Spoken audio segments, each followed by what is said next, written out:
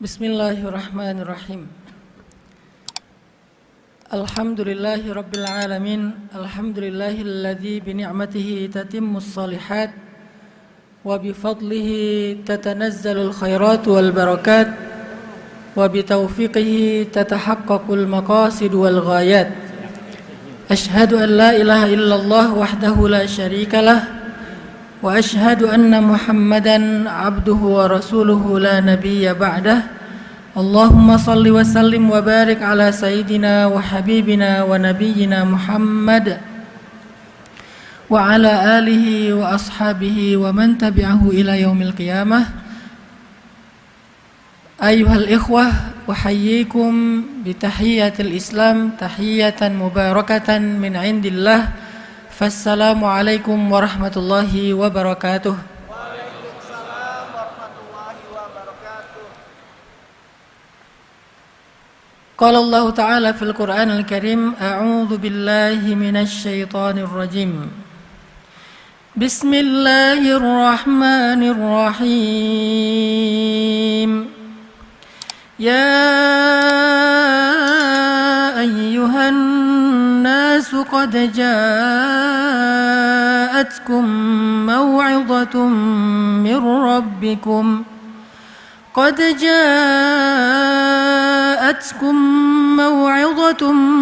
ربكم وشفاء لما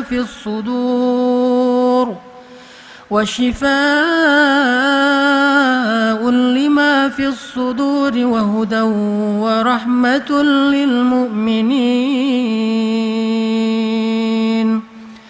Sadaqallahul azim.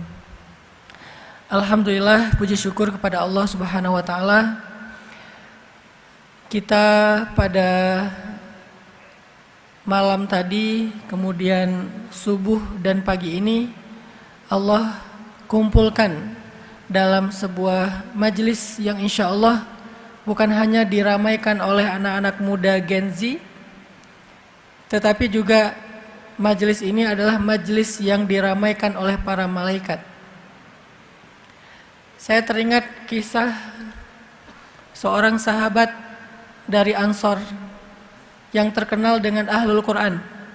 Namanya sahabat Usaid bin Hudayr.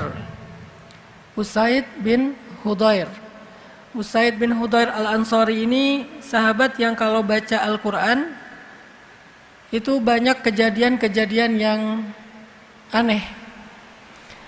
Beberapa kali Usaid bin Hudayr membaca Al-Quran di kebun, terus tiba-tiba di atasnya terlihat seperti mendung dan gelap, sehingga akhirnya Usaid bin Hudayr menyudahi bacaannya karena takut kehujanan. Besok baca Al-Quran lagi, gelap lagi di atasnya, sampai beberapa kali seperti itu. Kemudian Usaid bertanya kepada Rasulullah SAW, "Ya Rasulullah, kenapa setiap sekali saya baca Quran itu kayak mendung?" Maka Nabi menjawab, "Wahai Usaid, itu bukan awan, bukan mendung, tetapi itu adalah malaikat yang berkumpul ingin mendengar bacaanmu. Seandainya engkau meneruskan bacaanmu, maka jumlah malaikat itu akan menutupi cahaya matahari." Ini salah satu sahabat yang terkenal dengan bacaan yang membuat para malaikat berkumpul. Sehingga kita berharap hari ini bacaan Al-Quran kita, khatmil Quran kita, bukan hanya disaksikan secara online, tetapi juga disaksikan di langit. Inna Qur'an al-fajri kana mashhuda. Bacaan di waktu fajri itu sebagian ulama mengartikan bacaan imam ketika sholat subuh. Tapi juga secara general, secara umum, bacaan Al-Quran di waktu tahajud, di waktu subuh dan setelah subuh. Maka siapa yang membaca Al-Quran di waktu-waktu yang mulia itu, kana mashhuda, bacaannya disaksikan. Siapa yang menyaksikan bacaannya? Yang menyaksikan bacaannya adalah Allah dan para malaikat. Jadi kalau dalam bahasa kita, disaksikan itu artinya di view. Makanya kalau pengen viral, jangan cuman berharap viral di bumi, capek. Viral di bumi itu capek. Kalau pengen viral jangan jungkir balik di bumi. Gak apa-apa sih viral di bumi, kayak misalnya sekarang lagi viral tuh Aldi Taher ya. Karena banyak yang tiket war-nya nggak berhasil dapat Coldplay, akhirnya ya udah nonton Aldi Taher dan ternyata emang lebih bagus suaranya daripada Coldplay. Itu viral di bumi, bagus juga. Tapi ada yang lebih hebat lagi, viral di langit. Kalau di bumi itu Aldi Taher ditonton sekian ribu orang, terus suaranya sampai terdengar di Dubai katanya. Di banyak tempat di Dubai bukan lagi pakai Coldplay tapi Aldi Taher. Gimana lagunya? Enggak usah lah. Nanti malah sumbang kalau saya nyanyiin. Tapi kalau kita baca Al-Quran, kita khatmil Al-Quran, kita viralnya bukan sekedar di bumi. Malah nggak penting kalau viral di bumi. Ada bacaan yang kalau kita baca orang nggak dengar, tetapi di langit itu viewsnya sangat banyak. Trending. Ini bahasa sosmed ya. Trending di langit, viewsnya banyak, viral di langit. Arti viral apa? Kana masyhuda, disaksikan, ditonton di langit. Allah yang menyaksikan, malaikat yang menyaksikan, dan disaksikan oleh mereka jauh lebih penting daripada disaksikan oleh manusia.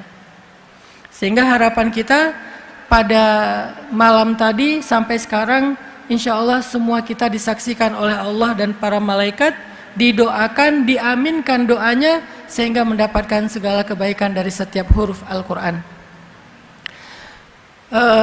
Saya mohon izin kepada para kiai, para guru untuk berbicara, berbagi dengan anak-anak Gen Z yang ada di Masjid Akbar ini. Sebetulnya ada banyak ulama-ulama dan guru-guru kita yang lebih layak bicara di hadapan, tetapi karena ini sebuah perintah dari para kiai dan juga sebuah amanah, saya ingin berbagi sedikit saja semangat. Mungkin bukan berbagi ilmu, hanya berbagi semangat. Karena seringkali orang yang berbicara di depan itu tidak lebih faqih daripada orang yang mendengar. Teman-teman mungkin pernah dengar cerita Imam Al-Ghazali di waktu subuh lagi ngajarin Al-Quran, tiba-tiba ada seorang mustami', seorang jamaah nanya kepada Imam Al-Ghazali, "Ya Syekh, Allah Subhanahu wa taala berfirman di dalam Al-Quran, kulla yaumin huwa fi sya'n." Setiap hari Allah sibuk. Pertanyaan saya, ma sya'nullahil yaum? Apa kesibukan Allah hari ini? Imam Al-Ghazali minta waktu, anzirni hatta al-ghad, sa'ujibu ghadan. Kasih saya waktu sampai besok, besok akan saya jawab. Pulang mikir, apa ya kesibukan Allah hari ini? Enggak nemu jawaban. Padahal Imam Al-Ghazali hujjatul Islam, al-mujaddid fil mi'ah al-khamisah. Beliau seorang pembela Islam. Beliau seorang mujaddid pada abad kelima. Karena setiap 100 tahun ada mujaddid dalam Islam itu. Dan tahun ke-500 mujaddidnya adalah Imam Al-Ghazali. Walaupun ilmunya banyak, walaupun seorang mujaddid, beliau tidak menemukan jawaban ma sya'nullahil yaum di dalam ayat kulla yaumin huwa fi sya'n. Besok orang itu nanya lagi, Imam Al-Ghazali minta waktu lagi sampai 3 hari berturut-turut tidak ada jawaban. Pada malam keempat Imam Al-Ghazali kemudian sholat 2 rakaat, kemudian setelah selesai sholat beliau sholawat, kemudian beliau berdoa, ya Allah beri saya jawaban. Kalau doanya Nabi Ibrahim itu Rabbi habli hukman, ya Allah beri saya hikmah. Apa itu hikmah? Al-isabah fil qawli wal amal, tepat dalam ucapan dan tepat dalam perbuatan. Jadi tepat artinya enggak berlebihan, tidak juga kurang, tidak tasyaddud, tidak tasayyub. Akhirnya Imam Al-Ghazali tidur setelah beliau sholat, sholawat, doa, beliau tidur. Dalam tidurnya Imam Al-Ghazali bermimpi ketemu dengan Nabi. Nabi bertanya, ya Muhammad, karena nama Imam Al-Ghazali Muhammad Abu Hamid Al-Ghazali. Ya Muhammad, apa yang ditanyakan kepadamu? Imam Al-Ghazali mengatakan, dia bertanya tentang makna kulla yaumin huwa fi sya'n. Apa makna dari Allah setiap hari sibuk? Ma sya'nullahil yaum. Apa kesibukan Allah hari ini? Kemudian Nabi mengajarkan jawabannya kepada Imam Al-Ghazali. Kalau dia tanya lagi, katakan, setiap hari Allah sibuk mengangkat derajat suatu kaum dan menjatuhkan derajat kaum yang lain, lalu Allah membagi-bagikan rezeki dan hidayah. Besok subuh Imam Al-Ghazali pede nih, udah dapat jawaban langsung dari Nabi. Beres sholat subuh, duduk seperti ini, Imam Al-Ghazali yang nyari. Aina sa'il? Mana yang kemarin nanya? Saya udah dapat jawaban nih. Ana ya Syekh, saya wahai Syekh. Coba gimana pertanyaan kamu? Allah setiap hari sibuk, apa kesibukan Allah hari ini? Kemudian Imam Al-Ghazali menjawab, setiap hari Allah sibuk mengangkat suatu derajat suatu kaum dan menjatuhkan kaum yang lain, membagi-bagikan rezeki dan hidayah. Tiba-tiba orang itu mengatakan, ya Syekh, banyak-banyaklah berselawat kepada orang yang telah mengajarkan Anda jawaban itu di dalam mimpi. Barulah Imam Al-Ghazali sadar, beliau tidak lebih tahu dari yang bertanya. Bagaimana mungkin orang itu tahu isi mimpinya Imam Al-Ghazali, kecuali Allah membukakan kepadanya ilmu ladunni wa 'allamnahu min ladunna ilma. Kami ajarkan kepadanya dari sisi kami suatu ilmu atau ar-rusydu. Maka teman-teman yang dirahmati Allah Subhanahu wa taala, kalau kita merenungkan kisah-kisah yang berkaitan dengan Al-Quran itu luar biasa. Karena Al-Quran itu adalah sumber segala inspirasi. Kalau kita baca di dalam pembukaan surat Al-Baqarah yang terkenal, itu ada kalimat dzalikal kitab la raiba fih. Dulu saya di Al-Azhar di Mesir itu ngambil jurusan tafsir Al-Quran. Jadi salah satu cara kita memahami ayat itu adalah dengan mengaitkan ayat satu dengan ayat yang lain.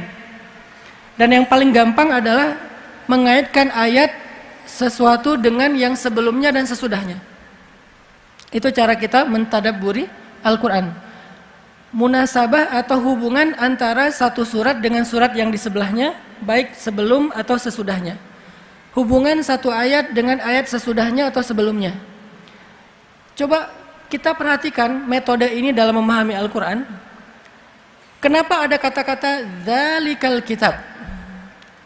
Dulu ketika istri saya ngambil S2 tafsir juga di Al-Azhar, mereka baca satu kitab namanya kitab Mughnil Labib.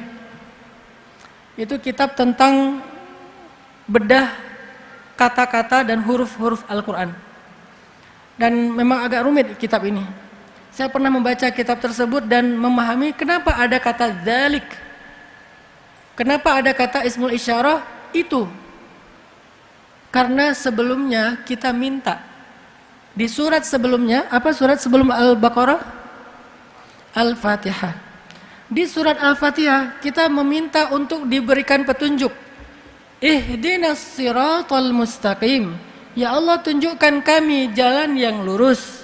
Terus Allah jawab di surat setelahnya, dzalik. Itu kata Allah. Jadi kita baca Al-Quran, baca Al-Fatihah di dalam salat, ihdinas siratal mustaqim. Allah jawab, dzalikal kitabu la raiba fihi hudan lil muttaqin. Itu petunjuk bagi orang yang bertakwa. Jadi langsung kejawab tuh, nggak jauh dari situ. Pertanyaannya kenapa itu, kenapa nggak ini gitu kan? Nanti Gus Bahaim bisa jawab itu. Kenapa itu, kenapa nggak ini? Di dalam kitab Mughnil Labib dijelaskan kenapa ismul isyarahnya itu pakai yang jauh, kenapa nggak yang dekat? Karena sama-sama isyarah itu dan ini. Ternyata jawabannya ada di halaman berikutnya. Wa in kuntum fi raibim mimma nazzalna ala abdina fa'tu bi suratin min mithlih wad'u syuhada'akum min dunillahi in kuntum shadiqin fa in lam taf'alu wa lan taf'alu. Artinya apa? Allah menggunakan kata itu yang artinya jauh, maksudnya adalah Al-Quran yang sempurna ini jauh dari jangkauan manusia. Sehingga tidak bisa diada-adakan, nggak bisa dibuat-buat, nggak bisa direkayasa oleh manusia. Dia jauh dari jangkauan manusia. Sehingga kalau kalian meragukan kebenaran dan keotentikan Al-Quran, Cobalah kalian bikin satu surat saja seperti Al-Quran. Dulu ada tuh orang Arab jahiliyah yang pengen menandingi Al-Quran.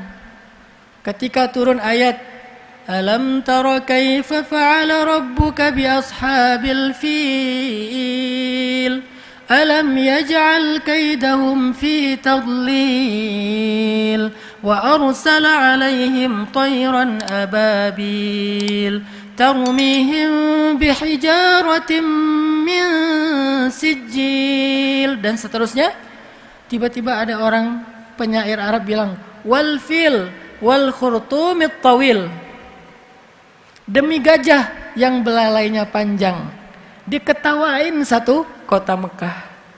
Kenapa? Karena beda banget kualitas syair surat Al-Fil dengan syair wal fil wal khurtumit tawil.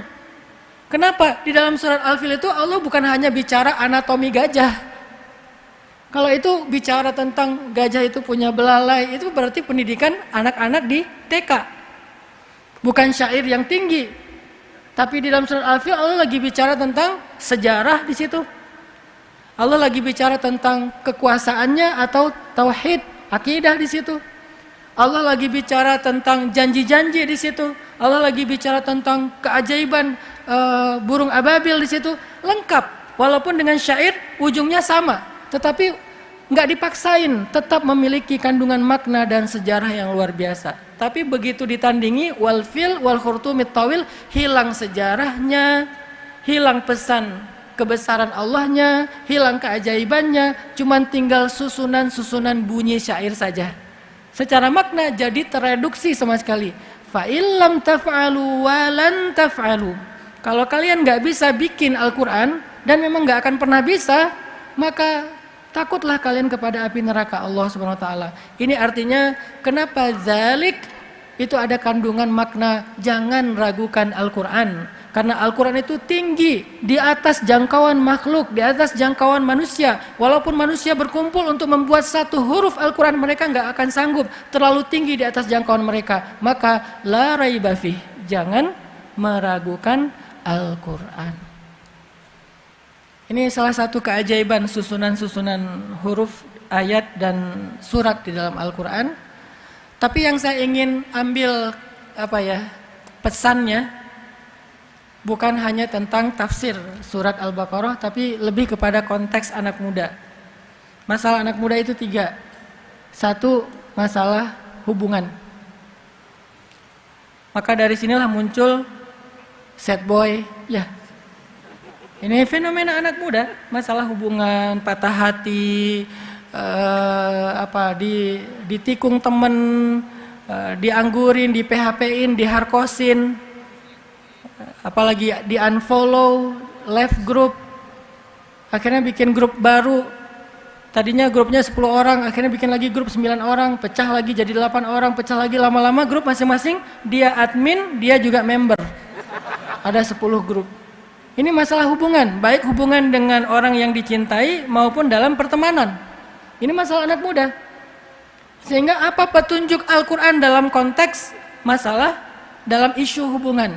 Sehingga kita punya petunjuk dari Al-Quran, dzalikal kitab la raiba fihi hudan lil muttaqin, seperti yang kita minta di Al-Fatihah. Sebagai anak muda, ketika kita lagi galau, kita baca Al-Fatihah, ihdinas siratal mustaqim. Ya Allah, saya lagi galau, beri saya petunjuk. Wa wajadaka dhallam fahada.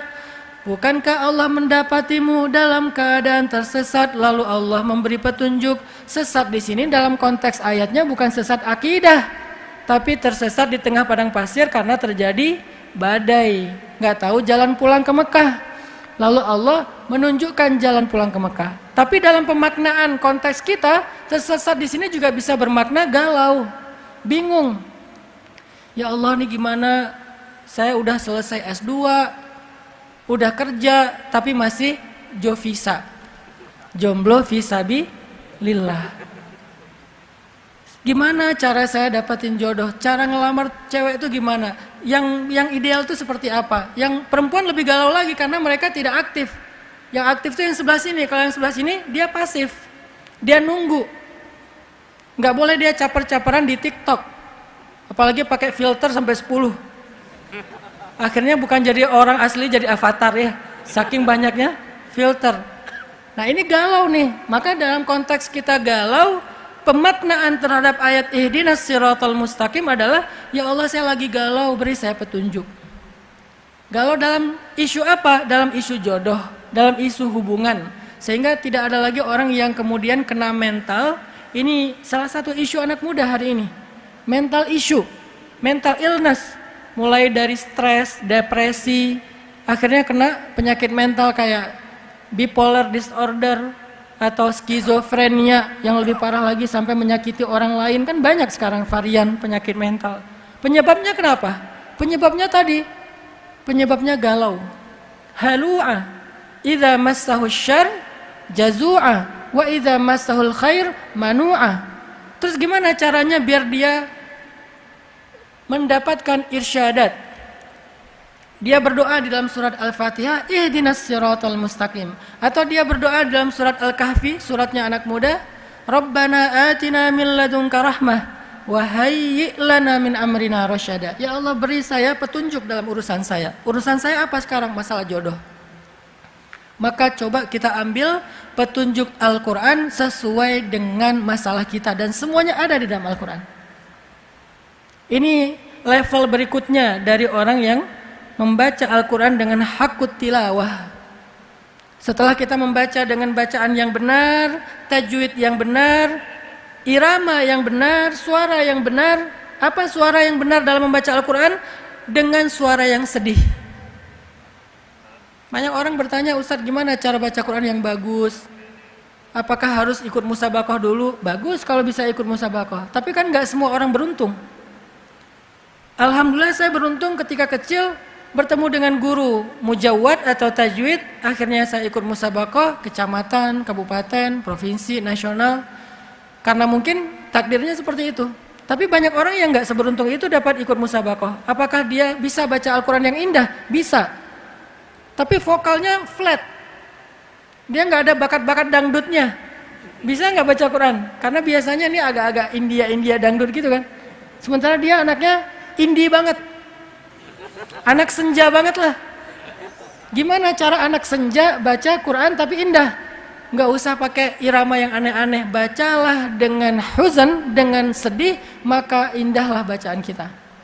Karena kata Nabi, Al-Quran itu turun dalam keadaan sedih, maka sebaik-baik bacaan itu yang membacanya dengan sedih.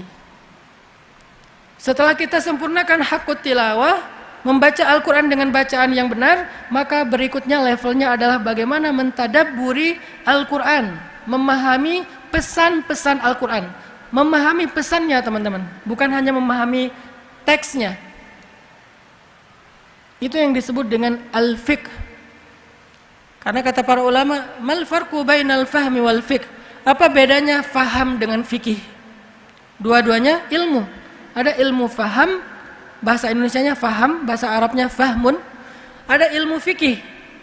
Mal farqu bainahuma, bainal fahmi wal fiqh? Kata ulama, al-fahmu ma'rifatu ma'nal lafzi, wal fiqhu ma'rifatu muradil mutakallim. Faham itu artinya memahami teks, makna dari ucapan. Sedangkan al-fiqhu memahami maksud dari yang berucap. Kayak misalnya saya bilang, pagi ini udaranya sejuk ya misalnya. Itu secara al-fahmu, Ustadz lagi ngomong udaranya sejuk, udah segitu aja. Tapi secara al-fiqhu, apa maksudnya Ustadz ini bilang sejuk? Oh mungkin minta rompi. Ternyata ada rompi, Genzi alhamdulillah jadi hangat. Itu namanya al-fiqhu. Ketika Nabi membaca surat Al-Maidah di Haji Wada, Al-yawma akmaltu lakum dinakum wa atmamtu alaikum ni'mati wa raditu lakumul Islam madina. Semua sahabat bertakbir, Allahu Akbar. Ini berita gembira, Islam sudah sempurna, dakwah sudah selesai. Abu Bakar menangis. Lalu Umar bertanya, ya Abu Bakar, ma yubkik? Wahai Abu Bakar, kenapa kamu nangis? Kata Abu Bakar, ya Umar, selain berita gembira ini juga berita duka. Kenapa? Karena kalau dakwah sudah selesai, tugas Nabi sudah selesai, berarti Nabi sebentar lagi akan kembali kepada Allah. Baru yang lain ikut menangis. Yang lain fahmun, Abu Bakar fikhun. Sehingga ketika kita membaca Al-Quran, hanya membaca terjemah, berarti kita fahmun. Kalau kita nggak tahu apa pesan praktisnya dalam kehidupan kita, berarti kita belum faqih terhadap ayat tersebut. Maka ambillah ayat-ayat secara bertahap, nggak mungkin sekaligus juga karena Al-Quran itu sangat banyak ayatnya dan kita nggak bisa sekaligus. Ambillah secara konteks kehidupan kita, apa pesan Al-Quran. Bahasa anak muda, life hacks-nya Al-Quran. Bukan cuman quote of the day. Kalau quote kan cuman fahmun. Kalau life hacks itu aplikatif, berarti fikhun. Banyak orang yang quote-nya Al-Quran. Apa quote-nya? Quote-nya misalnya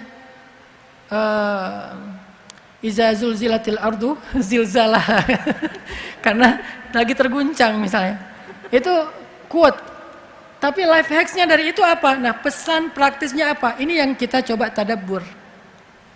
Sehingga ketika kita punya masalah hubungan, masalah perasaan, lagi patah hati, lagi sedih, pengen membangun hubungan yang benar dengan lawan jenis, mana pesan-pesan life hacks-nya ayat Al-Quran untuk kita aplikasikan dalam kehidupan kita? Banyak. Ada satu surat, ada satu paragraf, ada satu ayat. Khusus buat teman-teman Gen Z yang masih jomblo. Di dalam Al-Quran ada banyak surat yang ngomongin tentang kalian. Banyak surat yang bicara tentang jomblo fisabilillah. Banyak. Salah satunya adalah kalau yang untuk cowok-cowok nih, Suratul Yusuf. Surat Yusuf. Kemudian Suratul Qasas. Surat Toha. Surat Yusuf bicara tentang seorang nabi yang single, yang belum punya pasangan, tapi digoda oleh seorang perempuan yang cantik. Godaannya tuh berat loh. Godaannya tuh bukan sekedar scrolling TikTok pakai akun fake, bukan. Itu mah gampang, tinggal scrolling aja lewat dia kan. Walaupun scrollingnya nggak rela gitu, aduh berat banget mau scrolling, astagfirullahaladzim, balik lagi. Ya udahlah, di screenshot dulu. Itu ujiannya, varian dari ujian Nabi Yusuf, cuman kita lebih ringan. Nabi Yusuf diujinya, perempuan itu ada di satu ruangan, Nabi Yusuf ada di ruangan yang sama, lalu dikunci pintunya. Kemudian perempuan itu juga cantik, perempuan itu wahammat bihi. Perempuan itu sangat tertarik kepada Yusuf, wahamma biha. Dan Nabi Yusuf juga tertarik kepada dia, kalau bukan karena melihat petunjuk dari Allah, artinya kondisinya sangat mendukung. Nggak ada CCTV, nggak live Instagram. Benar-benar ini private, benar-benar intimate. Dan nggak ada paksaan, perempuan itu yang mau. Sampai Nabi Yusuf udah menghindar, ditarik dari belakang sampai sobek bajunya. Coba, ya udahlah, ini udah bukan saya yang mau, sampai sobek baju saya, udahlah. Kalau kita ya, Nabi Yusuf berjuang tuh sampai sobek bajunya. Kemudian digoda bukan dengan satu cewek, banyak cewek. Dikumpulin cewek-cewek lagi nongkrong nih, tiba-tiba dipanggil Yusuf. Yusuf, keluar Nabi Yusuf. Begitu keluar, mereka lagi ngiris buah, tapi yang diiris tangannya berdarah. Dan mengatakan, ini bukan manusia, ini malaikat. Jadi bukan ganteng-ganteng serigala, ganteng-ganteng malaikat. Coba bayangin, gimana gantengnya. Dan ini sekaligus juga nasihat buat jomblo yang perempuan. Mereka bilang ini bukan manusia, ini malaikat. Terus pasti lihat loh, kenapa berdarah? Saking gantengnya Nabi Yusuf, enggak kerasa ketika tangannya diiris dan berdarah. Kalau pengen ngerasa paling ganteng se-Surabaya, coba kasih jarum pentul ke sebelah, ke cewek. Mbak, ini jarum pentul. Enggak kok, jilbab saya aman. Enggak, pegang aja dulu. Terus coba lihat wajah saya sambil nusuk jari Mbak. Kalau Mbak sakit, berarti saya jelek. Kalau nggak sakit, berarti saya ganteng. Bisa dipastikan sakit, bukan hanya sakit, tetanus tuh. Saking parahnya kita. Jadi artinya kita jauh lah dengan Nabiullah Yusuf alaihissalam kalau dari sisi Dari sisi banyak hal sih selain dari sisi fisik. Artinya Nabi Yusuf diuji dengan ujian yang sangat berat. Kenapa Nabi Yusuf bisa selamat? Kenapa Nabi Yusuf bisa aman? Kenapa Nabi Yusuf bahkan pada akhir ceritanya beliau mendapatkan kemenangan dan kemudahan yang luar biasa dari Allah? Salah satu alasannya adalah Nabi Yusuf senantiasa disertai dengan doa dari ayahnya. Maka petunjuk buat anak-anak muda yang mau merantau kuliah, yang mau masuk pondok, yang mau belajar, yang mau berorganisasi, yang mau bergaul, jangan pernah berhenti meminta doa kepada kedua orang tua, karena doa mereka menjadi burhan. Kalau bahasa surat Yusuf itu disebut dengan burhan. Apa itu burhan? Tiba-tiba Nabi Yusuf kayak ngelihat wajah Yakub. Tiba-tiba Nabi Yusuf seperti ngelihat wajah Yakub, langsung Nabi Yusuf sadar dan gak enak hati untuk mengecewakan ayahnya Yakub alaihissalam. Ini salah satu life hacks dari petunjuk kisah Nabiullah Yusuf. Selain Nabiullah Yusuf juga orang salih. Tapi kan waham mabiha, ada rasa ingin normal manusia. Apa yang menahan diri beliau? Burhan dari Allah. Burhannya apa? Wajah Nabi Yakub. Dalam konteks kita sekarang apa? Membayangkan wajah ayah kita, wajah ibu kita yang akan kecewa kalau kita melakukan dosa, sehingga kita tidak jadi melakukan dosa. Berarti cinta kepada orang tua, hubungan yang baik dengan orang tua, ridho dan doa orang tua, itu menjadi burhan, petunjuk dalam kita bergaul dalam kehidupan kita sehari-hari. Itu life hacks surat Yusuf. Atau life hacks surat Al-Qasas dan surat Toha, kisah Musa. Ketika Nabi Musa berangkat dari Mesir ke Yordania, dulu namanya Madian, kalau sekarang namanya Yordania. Sampai di Yordania itu Nabi Musa capek banget. Beberapa hari perjalanan sendiri, nggak ada kendaraan, kekurangan bekal, nggak istirahat cukup. Dalam keadaan sangat lelah seperti itu, Nabi Musa tiba-tiba ngelihat ada dua cewek lagi ngantri ngasih minuman ternak. Lagi ngantri ngasih minuman ternak. Terus Nabi Musa nanya, "Ma khatbukuma?" Apa arti ma khatbukuma? Apa masalah kalian? Ada apa kalau bahasa kita? Bukan akunnya apa ya, Mbak? Bukan boleh minta nomor telepon enggak? Tinggalnya di mana, Mbak? Mbak, udah punya pacar belum? Dan seterusnya. Enggak, cuma nanya ma khatbukuma. Fokus kepada masalahnya. Apa masalah kalian? Mereka mengatakan, ayah kami sudah tua, enggak bisa menggembala, dan kami juga enggak bisa ngasih minuman ternak kami sebelum laki-laki itu pada selesai. Jadi kami ngantri. Nabi Musa bilang, biarkan saya membantu. Akhirnya diambil timba-timba yang besar. Nabi Musa turun ke bawah ngambil air, ngasih kepada ternak 1, 2 sampai sekian puluh, sekian ratus. Selesai, perempuan itu pulang. Nggak ada PDKT, nggak ada caper-caperan, nggak ada gombal-gombalan. Ayah kamu tukang las ya? Bukan. Oh bukan ya, ya udah ganti. Yang standar lah ya, yang udah template gitu. Nggak ada pembicaraan apa-apa. Perempuan itu pulang, Nabi Musa duduk di bawah pohon. Kemudian Nabi Musa berdoa, Rabbi inni lima anzalta ilayya min khairin faqir. Ya Allah, saya sangat butuh kebaikan yang Engkau turunkan kepada saya. Apa kebaikannya? Jodoh. Apa kebaikannya? Rezeki. Apa kebaikannya? Tempat bernaung. Banyak. Pakai doa itu untuk cari jodoh. Rabbi inni lima anzalta ilayya min khairin faqir. Khair banyak artinya, maka niatkan dalam hati ketika membaca doa ini. Apa khair yang kita harapkan? Khair jodoh, maka min khairin dalam hati jodoh. Khair dalam urusan skripsi supaya pembimbingnya nggak galak-galak banget. Khair, ya Allah lembutkanlah hati pembimbing itu. Sesungguhnya hatinya keras seperti batu misalnya. Apalagi masalah karir, masalah organisasi, masalah apapun, khair, minta khair. Fakir, sangat butuh kepada Allah. Itulah petunjuk life hacks dari kisahnya Musa alaihissalam. Baru habis doa kayak gitu, tiba-tiba salah satu dari perempuan itu datang menghampiri Musa.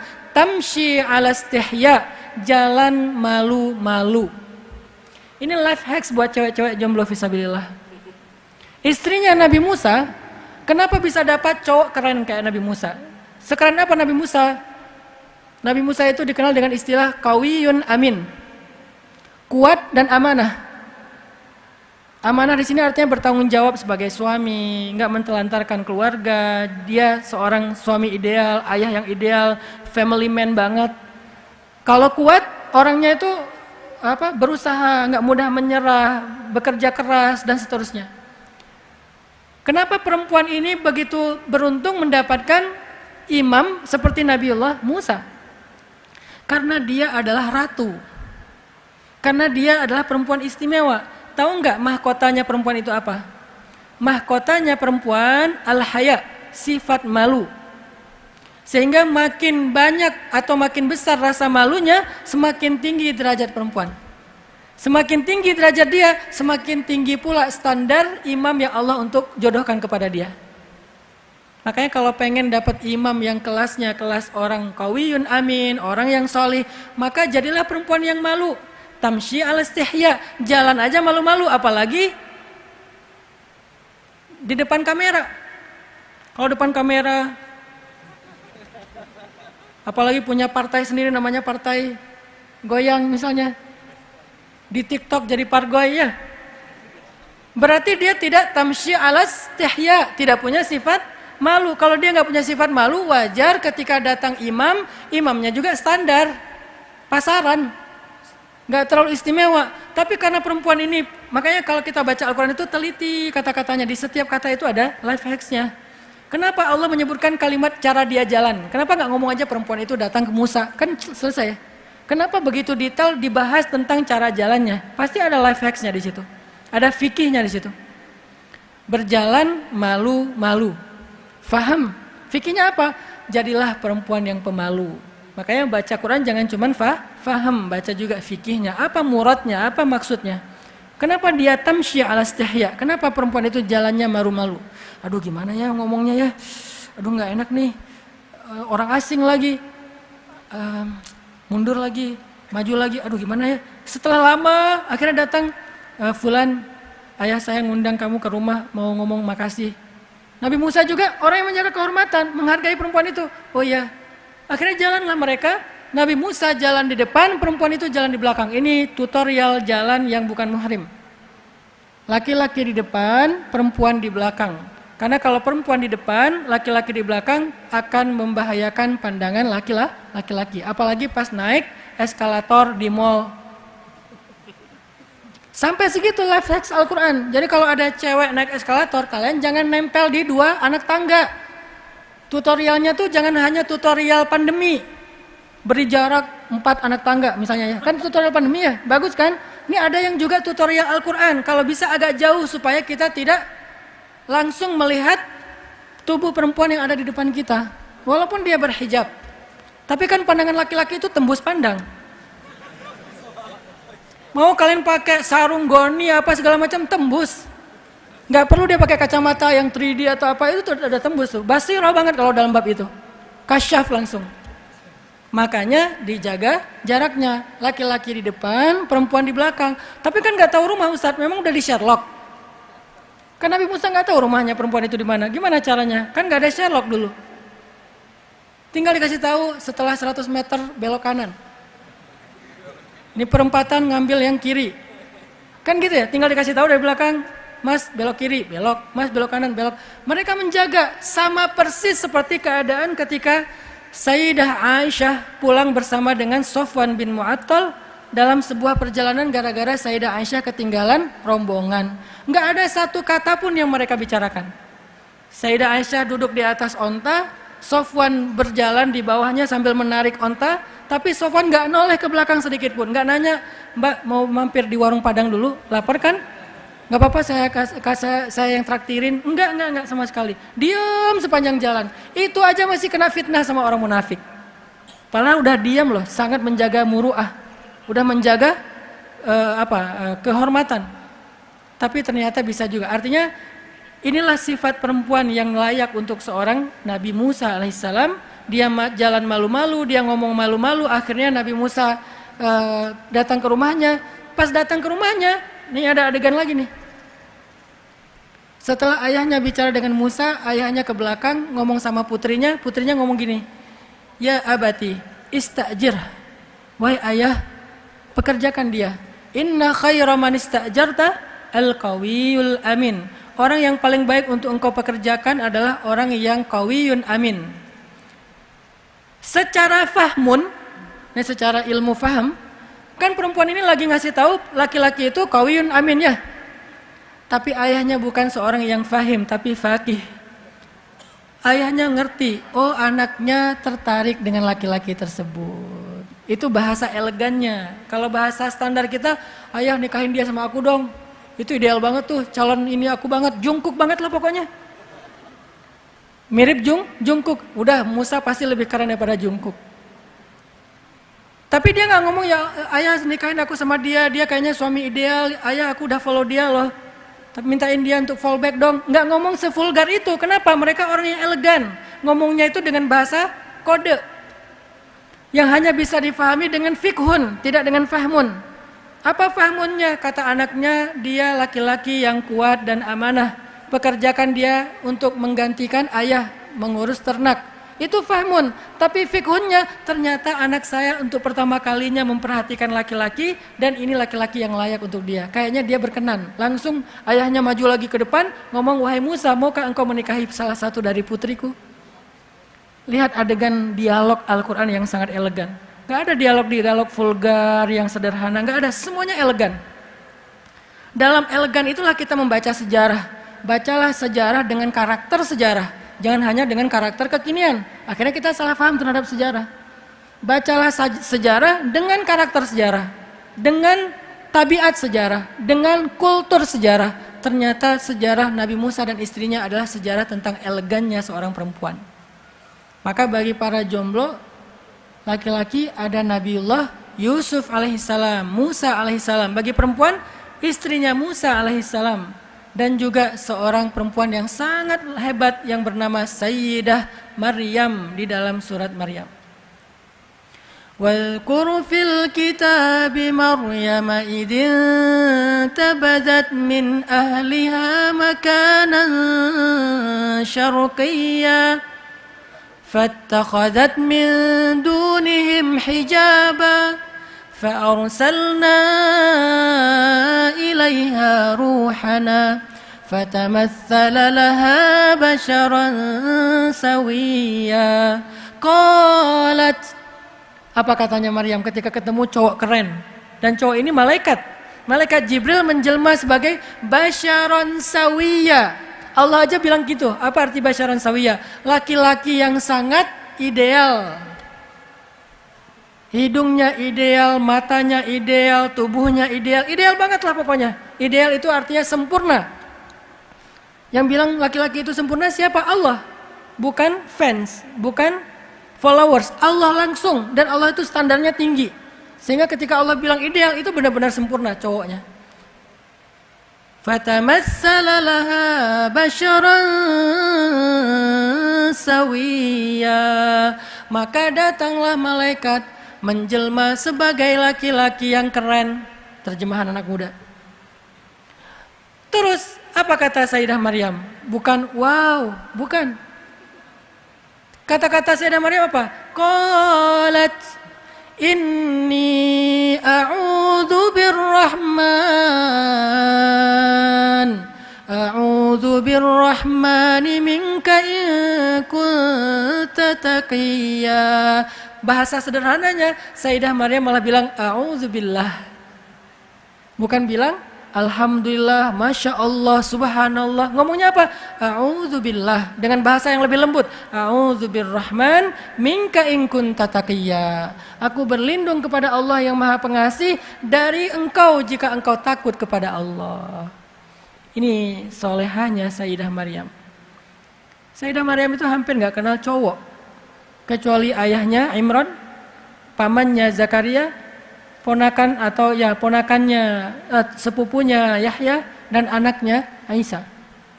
Di list kontaknya itu nggak banyak cowok. Itu saking terjaganya ifahnya Sayyidah Maryam. Sehingga ketika datang cowok, Sayyidah Maryam itu bukan kayak anak pondok yang baru keluar terus kayak panik gitu ya. Ternyata di luar sana banyak cowok-cowok keren. Enggak, beliau orang yang ifahnya terjaga. A'udzu birrahman. Kemudian laki-laki itu mengatakan, aku adalah utusan Tuhanmu yang akan memberikan kabar gembira, kamu akan punya anak. Apa jawaban Sayyidah Maryam? Bagaimana aku akan punya anak? Walam yamsasni basyarun walam aku baghiya. Aku belum pernah yamsasni basyar. Yamsas itu apa? Disentuh.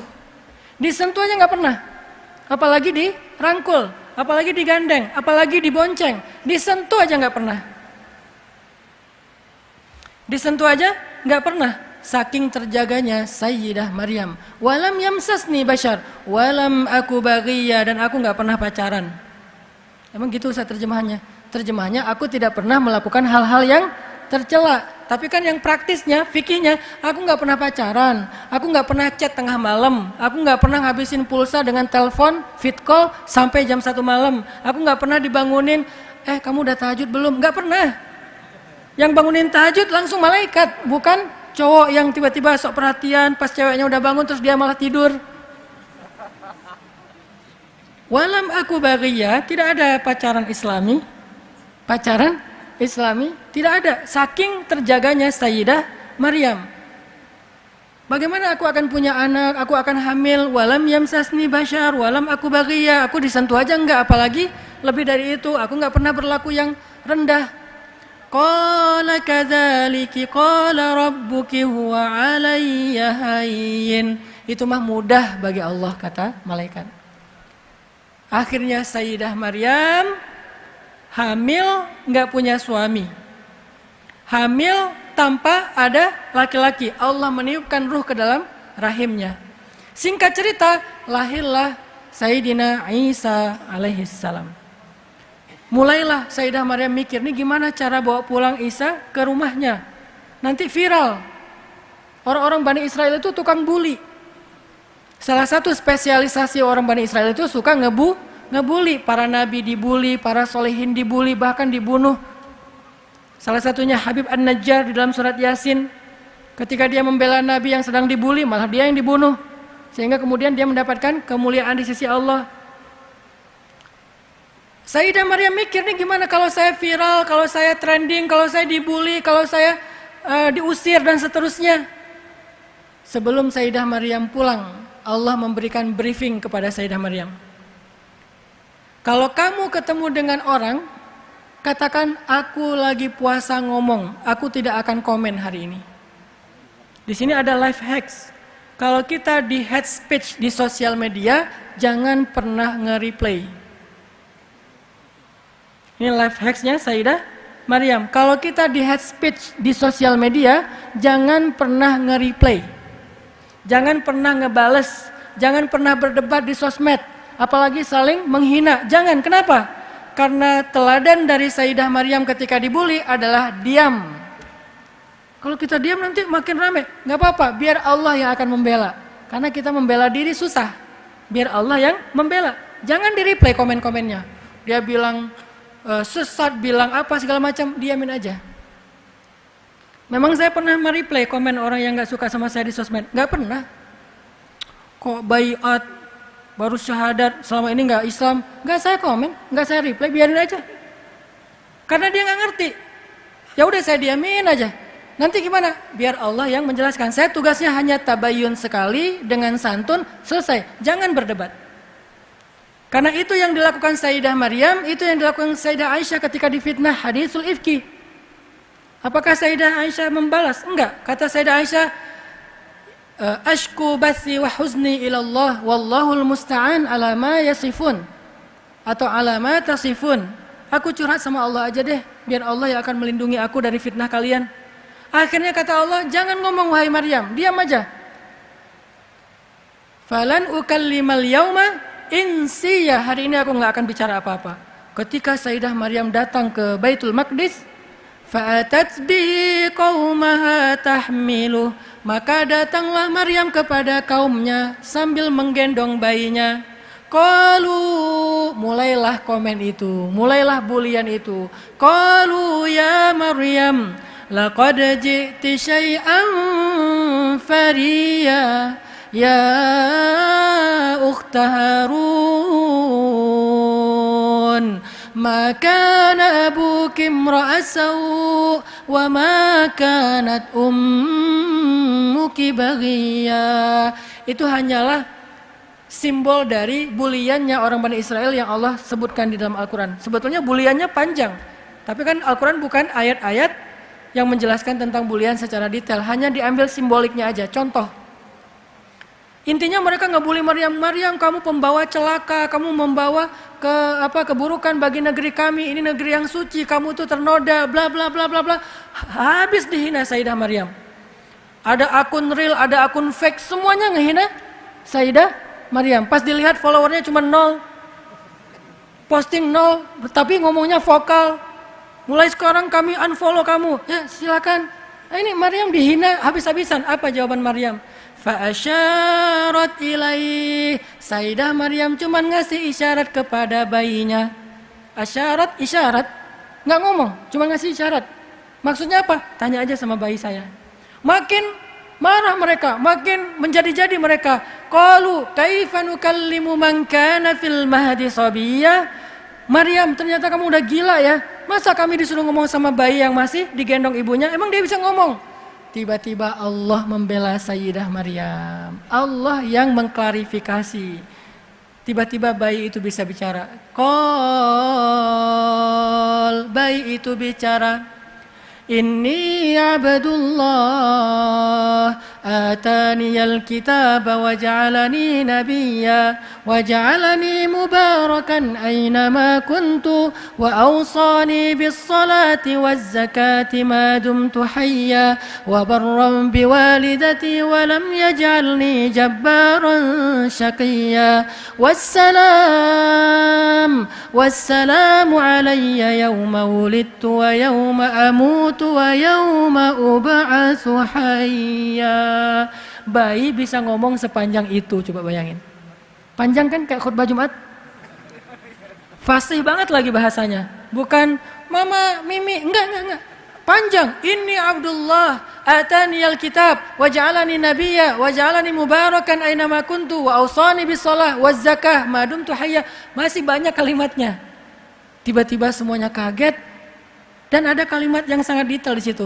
Wa barram biwalidati. Harusnya apa?